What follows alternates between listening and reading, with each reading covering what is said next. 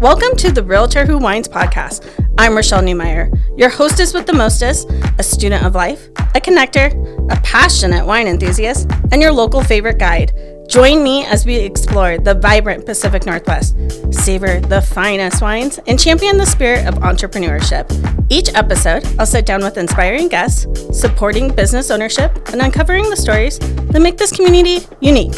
So grab a glass of wine, settle in, and let's embark on a journey of discovery and connection together. Cheers! To share with everybody what you have going on real estate wise and with the election. But before we get started, do you mind introducing yourself to everybody? Sure. Yeah. Hi, everyone. I'm Alex Phan. Where do I start? I'm going to tell my whole life story. Well, I've been a realtor now 19 years. Really excited and proud to be a realtor. Born and raised here in Washington County. I grew up in Beaverton. And yeah, I've just enjoyed every moment of being a dad now. I have two kids, 8 and 11, and just excited. Yeah. Well, your resume is a lot longer than that, and your intro can be a lot longer than that, but we will dive into that. Cheers to you. Cheers. Thank you for having this conversation with me today. I haven't had one of these podcasts yet where I've been able to drink, so this is actually Well, pretty there you exciting. go. Yeah, we're having Fox Farm today, which is out in Dundee. This is his reserve Pinot Gris. And David from Fox Farm has been on the podcast. He's a good friend of the podcast. So Fantastic. I like to showcase him when I can. So you've been a realtor for 19 years. I didn't realize that. What got you into real estate to begin with? Yeah, funny thing. I bought a house. Shocking. I was 23 in college and was tired of living at home. I went to Portland State University and didn't live on campus. So I was just commuting back and forth, but really got to a point where, like it was time for me to move out. I felt like I was missing a lot of that college experience, not, being on campus. And so instead of renting, I decided to just buy a house. This is during the subprime crisis, so I honestly should not have qualified for that mortgage at the time. However, they gave me a loan, and then my best friends basically all moved in with me, and so I had like 4 roommates throughout that whole period. That's amazing. And then what about buying a house made you think, Yeah. oh, this is an industry for me, or I'm into this? Great question. Yeah, it was my realtor actually. She kind of said, "Hey, Alex, if you ever thought about getting into real estate," because she knew I was very entrepreneurial. Throughout my life, I'd always been kind of like selling things on eBay and Craigslist and doing things like that. And she knew she was my employer's wife, and so I knew them kind of well. And she's like, you should try real estate. And my family was all entrepreneurs, so I kind of just thought about it. I was like, you know what? I think I could do this. And I just took a chance and started doing the work and got my license. What did you go to college for? Well, like every classical Asian family, I was supposed to be a doctor or a lawyer, and neither of those things happened, right? Yeah. So I quickly found that science and health was just not up my alley. Sure. It's really hard for me to really focus on those things. So after 3 years of really failing at college, I decided to switch to business, which totally changed. Everything just made sense to me. And actually never finished college. I actually was thankfully able to find success really quickly in real estate my first year, even though like the economy was starting to slide, and just never looked back. Yeah, I love that. I think some people don't realize that you really can make a true career out of real estate without going to college. I mean, we have our own education that you have to do and to be licensed and keep your license, but it's definitely an avenue outside of college for sure. What were some of the things that you remember back in your earlier days in real estate, like struggles that you didn't anticipate or like tough learning lessons? Oh, so many, gosh. I think the hardest things that were, especially in the beginning, was like expectations, disappointment. When you're brand new, you automatically believe that all your friends and family are going to want to work with you. And so I think those were the hardest lessons in the beginning, when they chose to work with another agent. And again, you were really disappointed. So it took like probably 4 or 5 years for me to really grasp that and like get over it. Second was how much more difficult it was than it's portrayed to be. Like, Absolutely, yeah. all before knowing what a realtor really did, all we see as kind of normal everyday lay people is like, oh yeah, we get to look at houses, right? And you fill out some paperwork and then that's it. And Right. you buy the house, right? Yeah. We know now there's a For lot more sure. than that. Yeah. Yeah. HGTV doesn't help it paint a No. different story for us at all. No. For Yeah. sure. I think that is when I talk to brand new agents or anybody thinking about getting into the business, I always say you have to have a tough skin for rejection because this business is full of rejection. And you have to always validate yourself like all the time. You're constantly like, well, I provide this and I do this and I do this. Totally. And then some people are still like, yeah, I know. And then they go with a different way. And you have to be able to be like, okay. Right. But it is hard. It does take a few years to like get used to it for does. sure. Yeah. Especially when you're younger and if you haven't faced a lot of rejection thus far, it's definitely harder. As you have grown over the years as a realtor and a leader in our industry, what are some things that has stuck out with you, like milestone moments? Milestone moments. I've thankfully achieved so many cool like industry awards and whatever, but the things that really stick the most with me, I had this last year a client, first time, who passed away during our transaction, and I still think about him like nearly every day. Oh, Like, man. Yeah. I built this bond with him, and I was helping him, move and do all the things, and he's finally going to be able to move into his dream house, and unfortunately lost his life before that. And I remember like him calling me from the hospital and basically telling me that that was going to The be case. it. Yeah. And, so that sticks with me. Yeah, The relationships absolutely. we build, the clients that I have become like some of my bestest friends now. And we were just talking even before this, Yeah. how Steven on my team, he was a client before, he before working with me. Yeah, and now I he- had said, "Oh, I had no idea. I just thought you guys had been really good friends for a lot of years." Yeah, Like exactly. I didn't know at all. And now he's like a little brother to me, Mm-hmm. and I love the guy. And so, just like I love that real estate brings in so many relationships. Especially I think in today's culture and society, it's so hard to meet people in general and build relationships, that real estate's giving me a really great opportunity to do that. And again, other milestones is really helping people like first generation home buyers, and just seeing the impact that I know the impact it's going to make on their life. Absolutely. Those are the things that really stick with me. Yeah, I love that. The different leadership roles that you've had, what made you decide to get into leadership within the industry? Yeah, it was I never even thought about it when when we were when you're a new agent and licensee, you're really like, how do I find business? How do I find Yeah. clients, right? Yeah. Things like that. And his name was Dorian Barnhart. He was then PMAR, Portland Realtor president, and he was in this office in this where we're at today. Yeah. And he saw me kind of moving and shaking. He said, Alex, I think you should consider joining this committee. It was the YPN committee. And I was like, well, I don't really know anything about committees. I've never volunteered in that way before. Yeah. And but he's like, just try it, go to some meetings. And I went. And for a new agent, it was actually really incredible because I was like meeting other brokers that were kind of in a way like me, younger at the time, newer, trying to build our business. And it was building like camaraderie and friendship with other people in different brokerages. So I really enjoyed that. I enjoyed putting on the events, hosting events. I became like the tech guy for all the events. Like I'd have to show up with the speakers and microphones and do all the sound and stuff for like sure. that, So, but yeah, and then next thing you knew, I was chair of the committee the next year. That's how it always goes. Right, exactly. And then next thing you know, I'm on PMAR's board, Masters, all the different boards that they've been. So what led you to AREAA? Was that part of like being on the PMAR board, or like talk about that this is journey a really little fun bit? story. So, I'm obviously Vietnamese. I'm Asian. Okay, I'm Vietnamese American. But growing like when you're a person of color, especially my experience coming into an industry that is predominantly, white men and women, it was hard for me as a young new agent to really find acceptance and also like a culture or a group of people where I felt like I could identify with. I really didn't have very many mentors or anything like that when I was young in real estate. And so I was actually at a YPN, Young Professionals Network panel And this guy came up to me at the bar and he says, "Hey, have you ever heard of AREAA?" And he was another Asian guy. I was like, "No, I haven't. What is it?" AREAA is the Asian Real Estate Association of America. He said, "Well, hey, would you consider coming with me to a national conference? I think you would really enjoy it." And I was like, I don't know, but I did some I research. just met you. I know I just met this guy. All right, let me Yeah. research. But he was a likable guy. Yeah.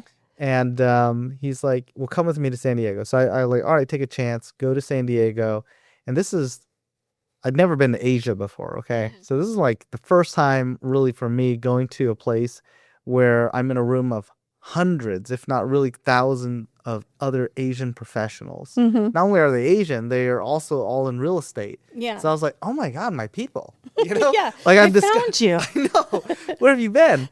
And everyone was so like inviting and supportive. Like it didn't matter. Like they were telling me how they were doing things. They were telling me their strategies and their systems. And I was like, wow, this is incredible. Yeah. And so for the 3-4 days that we were there, I was just like eating it up and loving every moment of it. So we came back to Portland. We didn't have a chapter here in Portland. And I said, let's start one here. So that guy, his name is Joey Lai. He's the godfather for AREAA Portland. And we set out and we identified all the other Asian brokers in the area, and we invited them to a meeting and said, "Hey, here's what AREAA is all about. Here's our mission," or blah, blah, blah. And so that was about 16 years ago. And really proud that organization is still going really strong today. I'm still active as a member and involved in helping them grow Absolutely. the way I can. Yeah. And that really changed my life, though, because it became, I always like to say, like my chosen family. Like these are people who I am excited to see. I will help support in any way I can. Never worried about competition or anything like that. Yeah, no, it's always collaboration over competition. Yeah. AREAA was actually the first affinity group I was introduced to. And I had only been a broker for about 6 months, and someone had brought an AREAA flyer to like our team meeting. I was at Remax at the time. And they're like, "You should go to this. You like networking and stuff." And I was confused because I was like, am I allowed to go to this? Is it offensive if I go to this? Is this meant for me? Like, I don't, like, if I'm invited, I want to go, but I also don't want to show up and have people be like, "Who the hell is this chick? Like, why did she think she could come to this?" And then they're like, "No, you can go." And so I was like nervous because nobody from my office was going to go. They were just like, "Oh, you would like to go." And I was like, so I went. And then I was pleasantly surprised when I showed up. I was like so nervous. Like, am I going to walk in and everyone's like, "Who brought the white girl?" But it wasn't that way at all, obviously. And then that's one thing I always like to share about the affinity groups is like, you don't have to be Asian to support AREAA. You don't have to be a woman to support Women's Council. You don't have to be Latino, to support the different groups and stuff. So I just think it's so important. But it's hard. You never know. And especially we live in Portland, which sometimes can be a very emotional dynamic area where some people are like, "No, this isn't your place," or other people are like, "No, please come." So I was just like, I don't want to be offensive, but I do want to be supportive. Like, can I come? And I love AREAA and I am a member. Yeah. So That's why, like you said, WCR. I mean, I the longest affinity group membership I've had is with WCR. Yeah. I'm not a woman either. Yeah. But I'm a member of WCR, member of NAREB, NAREP, the Alliance, all of them, basically. Yeah. Well, they just all support really important causes, and all of them have their own needs and opportunities to help support those communities, for sure.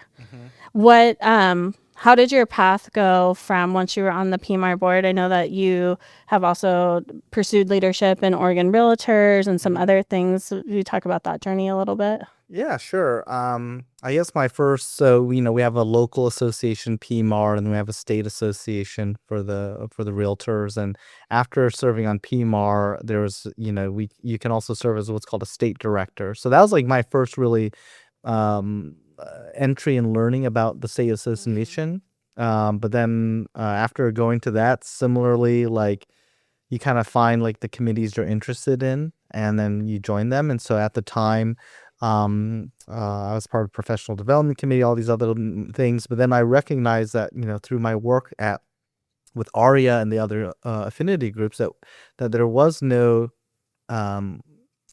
basically DEI committee at the state association. So they had, their pillars of values. And one of those was about leading with inclusion. I was like, well, it was actually our current real estate commissioner, Strode. He was the Oregon Realtors president at the time, and he said that we need our membership to exceed. Know someone moving to Oregon? Send them my way. I specialize in relocation and I'll treat them like family. Plus, there's a glass of wine in it for them. Cheers! Our leadership to reflect our membership. And I was like, well, there are no people who look like me or my colleagues, on your leadership. So what is the pathway for us to get there? Yeah. And so we helped develop and bring forward the diversity committee to Oregon Realtors. And now it's what's called a key committee or standing committee, and it's got a budget and a staff person. So we're actually able to do some really great work now through that to help share and spread these resources to members across our state. Yeah, absolutely. Especially like the Fair Housing Summit and different education opportunities. What about all of your different roles that you've had made you want to go into more like city politics? So Alex is currently running right now for an upcoming election, and I do want to talk more about that. But what made you be like, I actually want to pivot and go more towards this? Honestly, other people Yeah. made me kind of do these things. Like there's a singer voluntold to do Yeah, things. Like Dorian voluntold me to join, YPN. YPN, and then next thing you know, I keep joining these other things because so all my life throughout these different groups, people said, Alex, you should run for office someday. You should be mayor, Alex. And I always just laugh. You're like, mayor of what?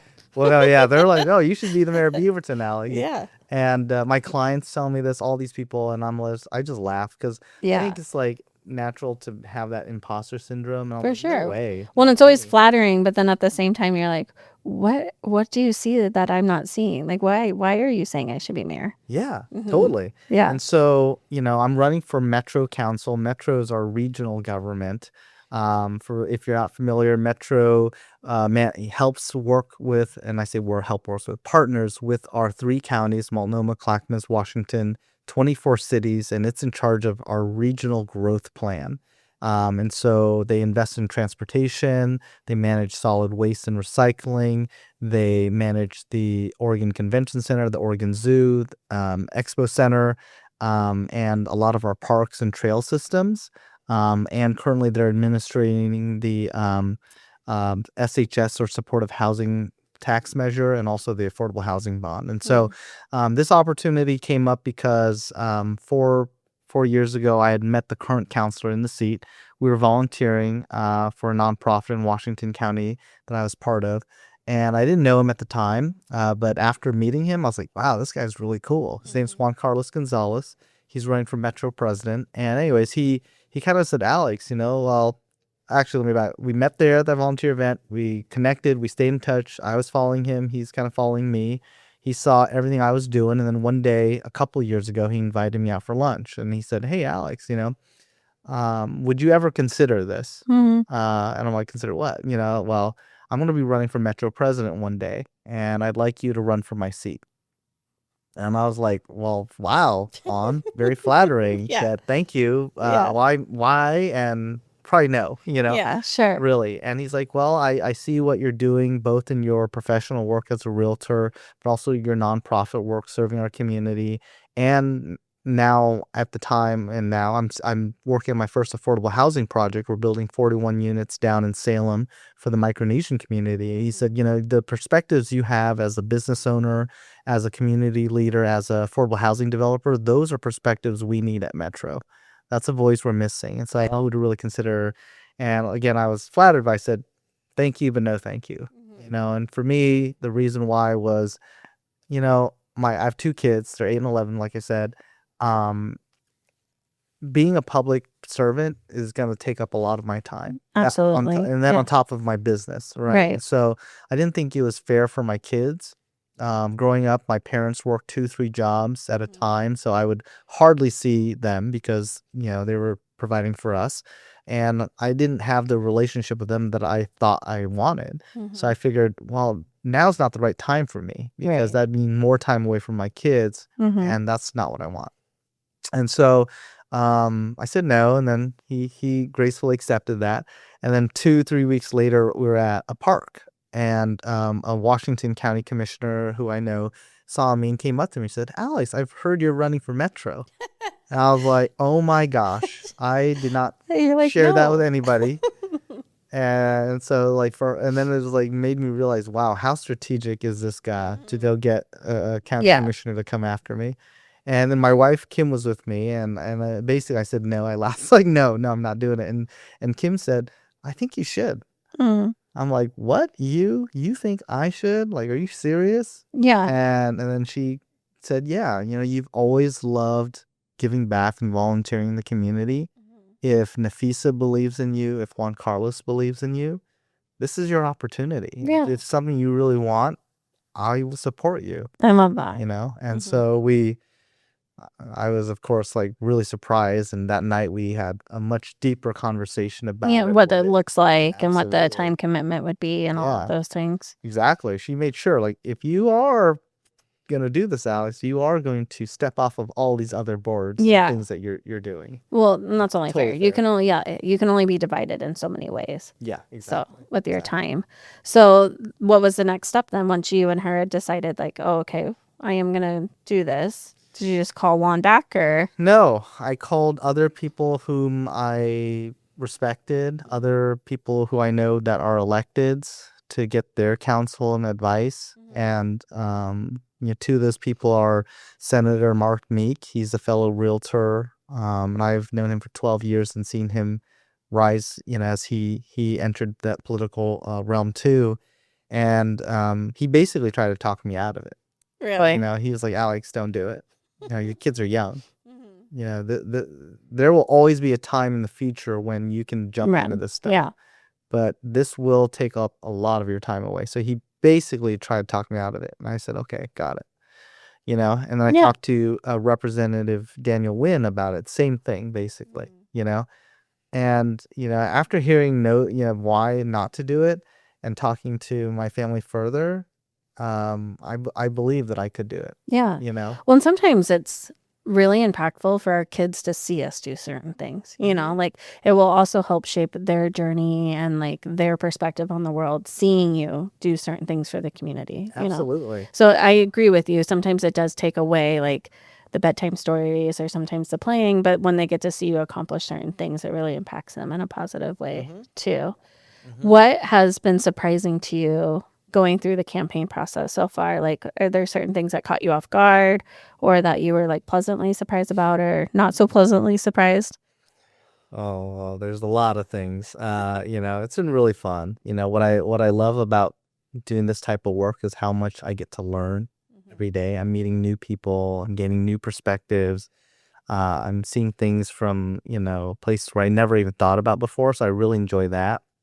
Things that I've experienced that I really don't like so far is kind of like the politics around politics, I suppose, like the for lack of better words, like cattiness sometimes between certain politicians, or even now I'm nobody, right? Yes, I'm a candidate, but I'm still basically I feel like nobody, and getting like, oh, well, I heard you went to somebody else's event and so therefore I can't support you. I'm like, why? Like I it's not like I have publicly endorsed them or anything like that. I isn't it good for me to always go and hear perspectives? Yeah, absolutely. Like, just because I'm there at an event and maybe I am supportive, but I'm just there in spirit. Like, why do people hold those things against you? Yeah, it's very strange. Yeah. So that part I don't like so much, but for the most part, it's been really good. Yeah. Yeah. Nothing, nothing took you by surprise, like how much like handshaking you have to do, or you know what I mean, or like print and all that kind of stuff. Oh yeah, campaign. Look, I have such a different and such a high level of respect now for anybody who's willing to run for any office, because this is a lift. Oh, I'm It sure. is. It is. It is hard for sure. I mean, the handshake, that's like the easy part. Sure. The hard part's remembering all these names. Oh, yeah. We're meeting so many more people, and for whatever reason, people remember me or know me, but I go to a room like, oh my God, I know I've met you, but I'm so sorry. Can you remind me your name again? Like, I'm sorry. Well, and it is hard. I mean, even in our business, we meet a lot of people out and about, because you do volunteer a lot even before you were doing this. And that happens all the time. Or someone comes up to me and I'm like, quickly going through the Rolodex in my brain. Like, do I know you? Like, are you a mom at Ryland School? Are you somebody I know through real estate? Are you somebody I know through Women's Council? Like, all the things are going through my head. And then normally I land on it partway through, like, oh, yeah, I took an aerobics class with you once. Or something. Yeah. You know, like something Yep. pops up. But otherwise, yeah, I'm always going through like, shoot. Who are you? Who are you? Who are Right. you? And then I always feel terrible because then they're like, how's Ryland? And they like clearly remember stuff Uh-huh. about me. And I'm like, oh my gosh, I'm the worst. Yeah. But We were at Bullwinkle's this last week for my daughter's friend's birthday. And we were on this, they call it the XD ride, whatever. It's like one of these 4D rides, right? mhm. And then people on the outside of the ride can see, you on the screen. And I come out of the room with the kids, and this woman came up to me, was like, "Hey, Alex from Aloha," and clearly knew me. Yeah. And was like, and I was like, "Oh my gosh, from Aloha High School? Like, it's been a minute. Yeah. I do not Yeah. remember you. That's at so all." funny. But it's so weird how people can remember you. I know, but then it's so nice. It and is. and then that's why I always feel bad because I'm like, oh, you remembered me. And I it took know. me 20 minutes to remember how I know you. Yeah. And then I felt terrible. I remind myself too, though, I post a lot on social media and not everybody does. So I'm like, well, you might have seen like 30 things I posted, which helped you remember me versus I haven't seen anything that you've posted. So it took me a second. I'm sorry. Usually by the second time, where like the first time I might forget, but after the first time, I really make an effort on cementing that person's name Yes, and yeah. like trying to associate it with either another person I know or something like that. So that way, when I see them again, I can recall it. Yeah. But yeah, it's And now when you think of her, you'll think high school Bullwinkles. yep, So exactly. that's how you're going to remember her. Exactly. That's Yeah. so funny. Yeah. What is some advice you would give somebody if they came up to you? Well, we were just talking about this, that you just added someone to your team not too long ago. But when they come up to you and say, like, I'm thinking about getting into real estate, what should I know? Ooh. Well, first I start with why. I want to know why they are curious or interested and what they want to get out of it. And then really, yeah, I tell them like the ugly truth that it's a lot of work. It's something where it literally becomes your life, Mm-hmm. where you are basically a small business owner, and the business is going to grow and die basically based on your efforts, And so I'm like, look, you got to be working every day at this. There will be nights where you can't sleep because all these business ideas and whatever you're working on is going to creep into your mind all the time. There's no shut off button really Yeah. when you're a realtor. No, there really isn't. And you're always thinking about your clients Mhm. way more than they're thinking about you. Like, I'll even be like, oh, I haven't talked to so-and-so in a while. I need to call so-and-so. Like, I'll be laying in bed thinking about people I Yeah. haven't talked to in a while. Yeah. And I know no one is in bed thinking like, oh, Rashelle hasn't called me. Yep. Like, Exactly, they're not thinking yeah. about it, but I always am. Yep. Yep. I always tell them to, like, everyone just thinks that, like, your phone's just going to ring. Like, the business is just going to show up. And really, it's a business that you have to go out and find your clients and provide value and gain momentum that way. But I know so many agents that when I'm training, they're like, oh, I don't want to do door knocking. Okay. I don't want to do social media. Okay. I don't want to do any farm letters. Okay. Yeah. I don't want to do floor time. How are you finding clients? Yeah. Are you networking? No, I don't like networking. I don't know if this is a business for you. Like, how are you going to meet people? Yeah. Like, well, I don't know. Don't you guys just give leads? No, that's not really how it works, Yeah. So, yeah, it's a lot more work than people realize, for sure. Absolutely. It's we're saying in our industry, it's a roller coaster. It really is. I mean, I tell like some of my newer agents when they join, hey, look, when you get a client, you'll be excited. You'll be really working hard. You'll be keeping this deal, but don't forget when that deal closes, you're back to square one, You're unemployed again. Like we always joke, like we're always unemployed in real estate, right? Yeah. And so we're always having to look for new business all the time, every single day. And it is a roller coaster. I was just explaining that to somebody the other day. I was like, 1 minute you'll have 5 clients and like, oh, these people are going to list, these people are buying. And 2 days will go by and be like, oh, we're going to wait until summer, or, oh, so-and-so's job changed, so we don't want to sell anymore. Oh, I don't think I'm ready to buy. I met with so like you can go from having 5 clients on a Monday to 0 clients on a Thursday that are ready to like start shopping or selling. Yeah. And then you're like, okay. And then the whole time you're just like, no big deal. Okay, totally. I understand. Because, I mean, you do. Like, they all have their own valid reasons. But then to your point, it's like, okay, well, I still need business to provide for my family. So then you're just like constantly on the wheel. Yeah, I tell too my team, it's like, these, people, our clients, the people we work with, they have their normal everyday lives. Like you said earlier, they're not waking up thinking about us in real estate every single day. Yeah. They're dealing with their work, their life, other family matters, whatever's going on. So don't be offended or hurt because someone is not responding to you. Like they got other stuff going on, right? Yeah. And they don't care as much about some of the stuff because it's not their forefront or what they're thinking about. To your point earlier that like not all your sphere will use you. If you're thinking about making a lifestyle upgrade, maybe wine country, acreage, grape views, or do you want to go downtown? Let's talk. Either way, I want to help you level up. Reach out now and we'll make your dreams come true. In real estate transactions, and a lot of agents do get really upset about that, but they forget like there might be multiple reasons why that they're not using you. Like maybe they're getting ready to have a divorce and they don't want their circle to know yet. Maybe they don't want you to know the inside of their financials, things like that. Maybe they don't want you to have an opinion on what they're buying, and because you're their brother, you're gonna tell them like, no, you don't want this house, you want this house, they sometimes they just want to separate business from personal, and people get so offended by it. I'm like, well, it's their choice. If they're about to spend $700,000, they should choose who they want to work with. Totally. I actually remember now when you saying that, an experience when I had was a new agent, and he was a friend, family kind of friend, pretty close. And they wanted to look at this house. And in my mind, for whatever reason at the time, I was like, you guys can't afford this house. This is kind of like beyond really what I think you should be buying, based on what you're pre-approved of. And I essentially said to them, I don't think you should look at this house. It's too expensive, whatever, right? And that was a moment I'll never forget. I shot myself in the foot. Did they want to work with me anymore? No. Right. Did they buy that house? Yes. They found a way to buy the house that they wanted, right? Yeah. And I learned that lesson. Don't ever assume you know what's best for your client. If right. So I never did that again. But our job is serve our clients' needs and best interests, and if there's something they want, they'll find a way to get it. Yeah, absolutely. Or like I think sometimes people have a hard time removing themselves from the transaction as far as like their own budget or what they would spend or on something. Like it's just funny. You hear it even when people come through open houses, like a mom is with their two kids and the mom's like, I would never spend $800,000 on this house. And the two kids are like in love with it. Right. When I say kids, they're like in their 30s, but like they're in love with it. So it's just funny. I've seen realtors do that too. And I'm like, don't impose your budget or what you would want on somebody else. Like let your clients self-discover what they want. And then you just help guide them to get what they want. Yep. Why do you think it's important for people in our profession to run for political positions?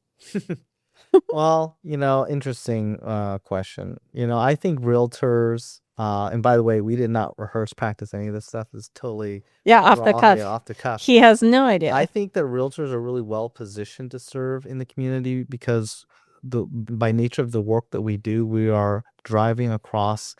There are days when I'm showing properties in 3 different counties here, and we're driving, and even across state lines too now.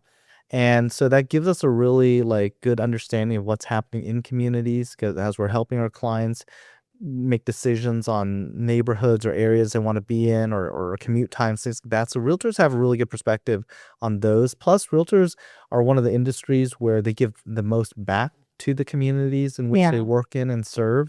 Because that's by nature how we grow our network and meet more people. And so I think it really helps a realtor if they want to pursue public service, that it only benefits them. Yeah. Well, and it's nice to have a seat at the table to help make the decisions that are impacting the communities. Like there was a handful of bills signed this week that were all around housing, and we had quite a few realtors there present during the signing of that. And you've gone to the Capitol in DC many times, like I have, to talk to legislation and to try and help get certain things moved across the voting table. And it's just, I think people don't think about that. I think a lot of people just visualize politicians as politicians and not like, oh, they actually have real jobs and they do other things outside of politics, like real estate. And I just agree with you. Like, we get to see what our clients need and find a way to voice it and help those like come to fruition. And I just think that's important. And I appreciate that you're running for office, and the few realtors that we do currently have in office and throughout Oregon. It's just really impactful, and it does help move the needle for home ownership across the board. Yeah. For sure. Yep. Agree. Is there anything when you are elected that you're like hoping to impact or move?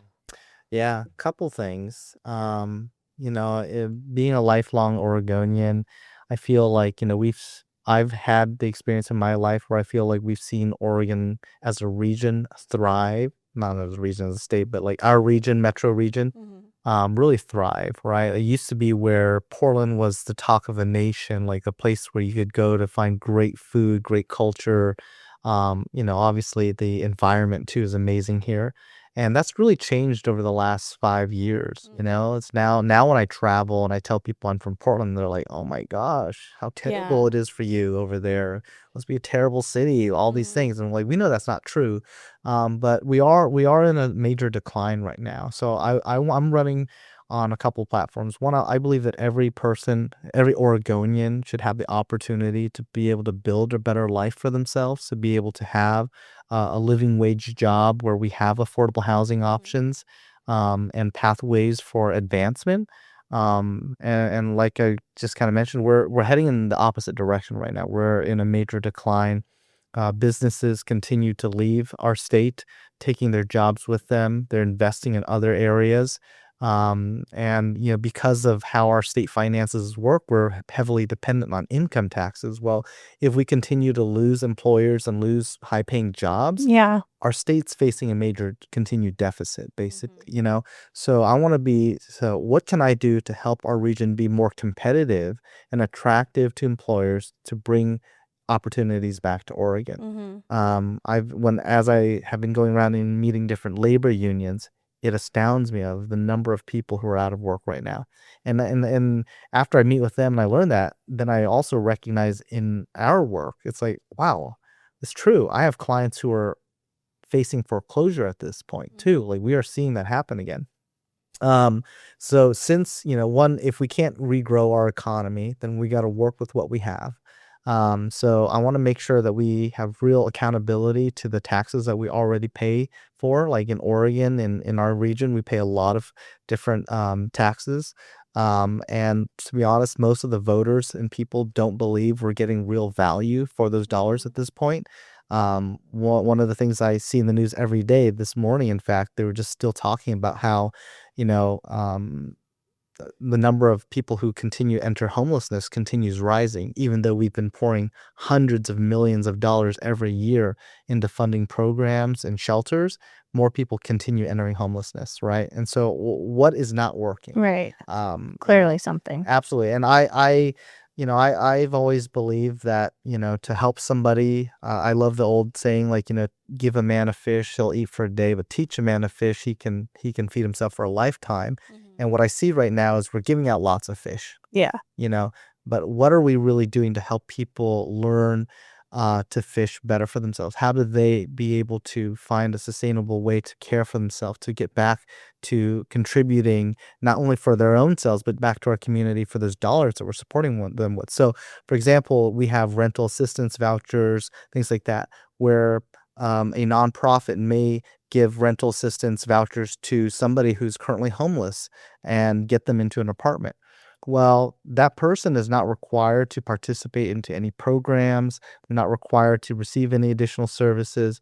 They're happy to take the check to get a shelter, obviously, But those vouchers are good for 4 months. And so once that money kind of stops, well, is that person able to continue paying? No. So what happens? They're going to end up back on the street. Right. The landlords and property owners, the only way to help that resident get more assistance is to file an eviction for them. So it puts me in a bad position where, well, I'm not saying me, but like the property owner has to like file eviction against that person, further making it harder for them to find housing in the future. And, again, there's just no accountability. Yeah, it's a vicious cycle. Totally. Yeah. Totally. And so how do we break that to make it different? So I was working. I was appointed to serve on Metro President's workforce this last year on this particular tax measure.